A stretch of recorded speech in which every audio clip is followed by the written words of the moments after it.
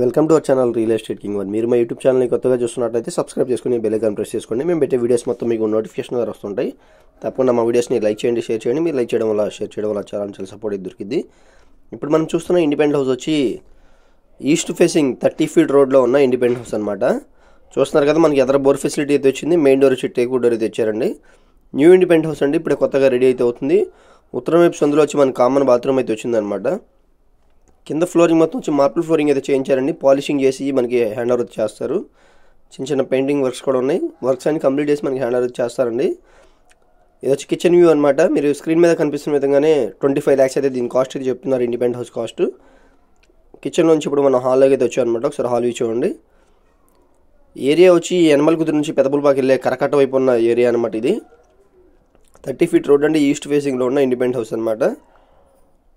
ఇది ఉత్తరం వైపు సందులో ఉన్న కామన్ బాత్రూమ్ అనమాట.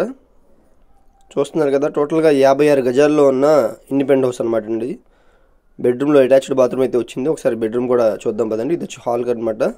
ఇప్పుడు మనం ఒకసారి బెడ్రూమ్ కూడా చూద్దాం పదండి. ఈ బెడ్రూమ్లో వచ్చి మనకి అటాచ్డ్ బాత్రూమ్ కూడా వచ్చింది. టోటల్గా 2 బాత్రూమ్స్ అయితే వచ్చినాయండి.